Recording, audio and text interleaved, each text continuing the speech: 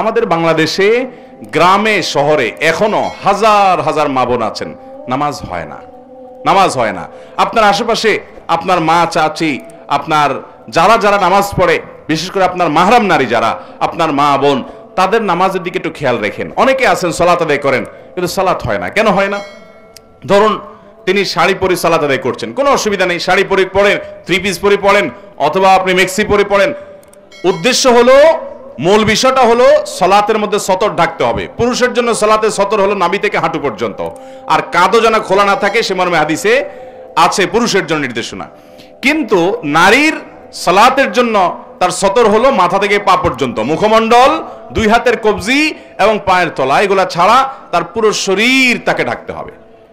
এখন যদি শুধুমাত্র একটা শাড়ি পরে মাথার উপরে ওড়না টেনে দেয়, অথবা একটা সাধারণ ওড়না পরে কোন রকম টেনে দেয়, তাহলে গলা, তারপরে চুল, চুলের বড় অংশ, তারপরে মাথার কপালের উপর দিককার চুল, তারপরে এদিককার আশেপাশের অংশ, এগুলো দেখা যাবে কি যাবে না? অনেক সময় দেখা যাবে যে পেট পিটের অংশ দেখা যাচ্ছে, হাতের গোছা, এগুলো রুকুতেছে উঠা নামার সময় শাড়ি সরে যেগুলো দেখা যাবে। তো এগুলো যদি পুরো নামাজে খোলা থাকে তাহলে নামাজ হবে না। আমাদের অনেক বোনরা জানে না, অনেক মহিলারা জানে না, অনেক মারা জানে না।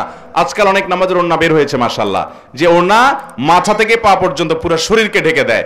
ওইটার ভিতরে আপনি যদি তাদেরকে ওইটা দেন নামাজের জন্য, তাহলে ওটার ভিতরে নামাজ পড়লে আর এগুলো কোনোটা খোলা থাকে না। তার ভিতরে এবার শাড়ি থাকুক, অন্য কিছু থাকুক, উপর দিয়ে ওড়না মাথা থেকে পা পর্যন্ত ঢেকে ফেললেন। তো এই যে পুরো শরীর সতর ঢাকতে হয় নামাজের মধ্যে, অনেক মহিলারা জানেন না, তাদের নামাজ হয় না।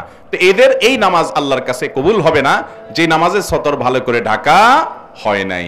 জান্নাতে যাওয়া, আল্লাহকে সন্তুষ্ট করা, এটা তুলনামূলকভাবে পুরুষদের চাইতে নারীদের জন্য বেশি সহজ। কেন সহজ? নারীদের জন্য জান্নাতে যাওয়ার জন্য শর্ট সিলেবাস আছে। কি সিলেবাস আছে? শর্ট সিলেবাস, সংক্ষিপ্ত কারিকুলাম আছে। এই সংক্ষিপ্ত কারিকুলাম করলেই জান্নাত তাদের। নবী করিম সাল্লাল্লাহু আলাইহি ওয়াসাল্লাম ঈমানদার নারীদের জান্নাতে যাওয়ার জন্য 4টি বৈশিষ্ট্য উল্লেখ করেছেন। তিনি বলেছেন, ইযা সাল্লাতিল মারআতু খামসাহা, যখন কোন নারী 5 ওয়াক্ত নামাজ আদায় করবে, 5 ওয়াক্ত নামাজ সময় মতো, দেরি না করে, ওয়াক্ত হয়ে গেছে, তারপর অন্য সব কাজ কাম ফেলে রেখে নামাজ ধীরস্থিরতার সাথে সুন্দরভাবে কোন নারী যখন আদায় করবে, ওয়াসামাত শাহরাহা, আর যখন রমজানের রোজা রাখবে, ওয়া আতাআত যাওজাহা, আর স্বামীর কথা যখন শুনে চলবে, এবং ওয়া হাফিজাত ফারজাহা, 4 নম্বর কাজ হলো নিজের লজ্জাস্থানকে হেফাজত করবে, কারোর সাথে পরকীয়া সম্পর্ক করবে না, কোন রকম হারাম সম্পর্ক করবে না, ফেসবুকে, অনলাইনে, অফলাইনে, ইনবক্সে, হোয়াটসঅ্যাপে, ইমোতে কোনোভাবে কোনো পরপুরুষের সাথে হারাম কোনো যোগাযোগ করবে না, আল্লাহর ভয়ে নিজের ইজ্জতকে, সম্ভ্রমকে হেফাজত করবে। এই 4টা কাজ যে নারী করবে, 5 ওয়াক্ত নামাজ পড়বে, রমজানের রোজা রাখবে, স্বামীর কথা মেনে চলবে, এবং নিজের ইজ্জত, লজ্জাস্থান, সম্ভ্রমকে হেফাজত করবে, গুনাহ করবে না, জিনা ব্যভিচার করবে না, এই 4 কাজটা যে মহিলা করবে, নবী করিম সাল্লাল্লাহু আলাইহি ওয়াসাল্লাম সেই মহিলাকে জান্নাতের যে কোনো জান্নাতের দরজা দিয়ে প্রবেশ করার সুযোগ এবং ঘোষণা দিয়েছেন। তাহলে মহিলাদের জন্য জান্নাতে যাওয়া সহজ। একজন পুরুষ, তার জন্য উপার্জনের হালাল হারাম এই বিষয়টা তাকে দেখতে হয়, এটা তার জন্য জটিল। পুরুষ শুধু 5 ওয়াক্ত নামাজ পড়লো, রমজানের রোজা রাখলো, স্ত্রীর হক আদায় করলো, নিজের ইজ্জত হেফাজত করলো, জান্নাতে যাওয়ার জন্য কিন্তু যথেষ্ট না। তার আরো কাজ আছে, আছে না নাই? হালাল উপার্জন করা লাগবে কি লাগবে না? হারাম উপার্জন করলে কি জান্নাতে যেতে পারবে? তাহলে পুরুষকে কিন্তু বাহিরে গিয়ে উপার্জন করতে গিয়ে হালাল হারাম বাজ বিচার করতে হয়। বাহিরে গিয়ে উপার্জন করতে গিয়ে কারোর সাথে গন্ডগোল হলে সেখানে যাতে অন্যায় না করে, জুলুম না করে, কাউকে আঘাত না করে, মানুষকে হত্যা না করে, নানান বিষয় পুরুষের উপরে চলে আসে। মহিলাদের জন্য কিন্তু এই বিষয়গুলো আসে না, তাদের জন্য অনেক সহজ।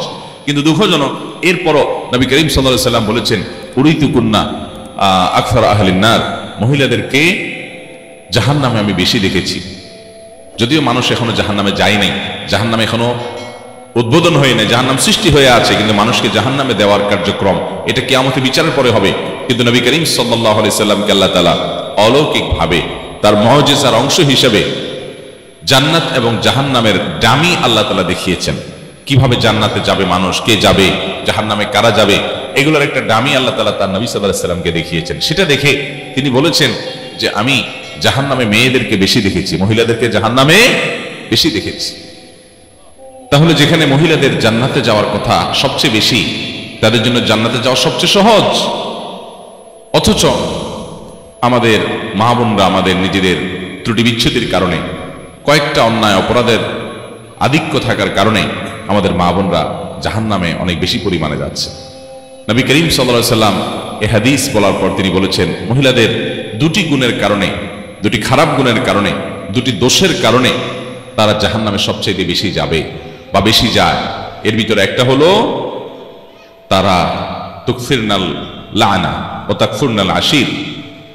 তিনি বলেছেন, তোমরা মহিলারা বেশি বেশি করে লানত দাও, অভিশাপ দাও। এটা একটা রোগ।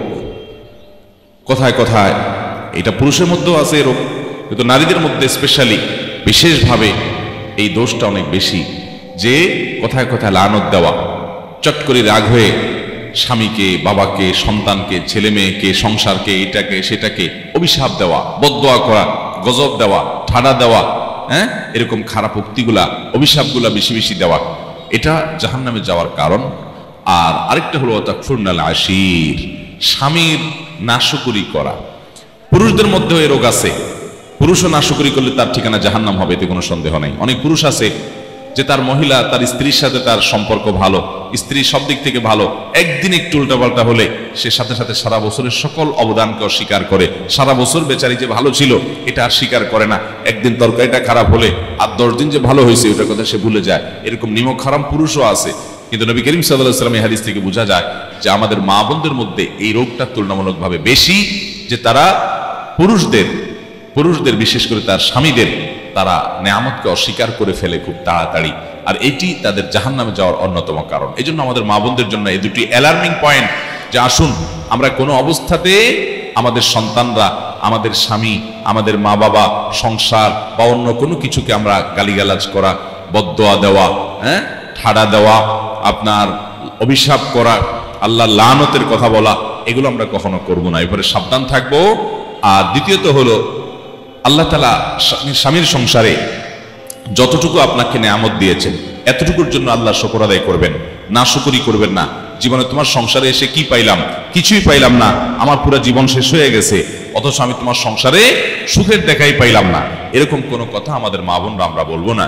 বরং আল্লাহ তাআলা আমাকে যে অবস্থা রেখেছেন সে অবস্থা আমরা শুকর আদায় করব।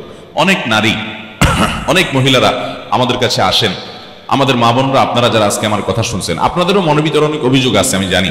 আপনাদের প্রশ্নগুলো পড়লে বোঝা যায় কত কষ্ট আপনাদের। আমরা সেটা স্বীকার করি যে আপনাদের অনেক কষ্ট আছে।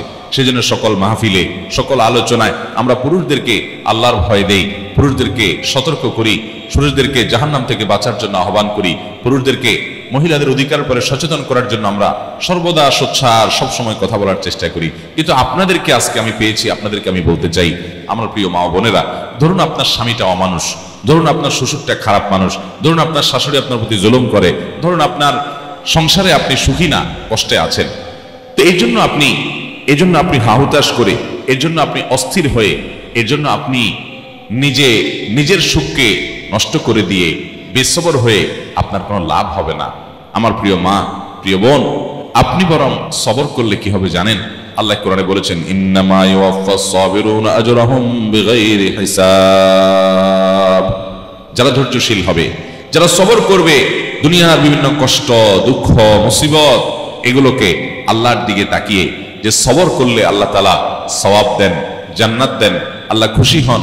আল্লাহ বলেছেন, ইন্নাল্লাহা মাআস সাবিরিন, আল্লাহ ধৈর্যশীলদের সাথে থাকেন। আল্লাহ বলেছেন, আল্লাহ ইউহিব্বুস সাবিরিন, তিনি ধৈর্যশীলদের পছন্দ করেন, ভালোবাসেন। ধৈর্যশীলদেরকে এত মর্যাদা আল্লাহ দিয়েছেন।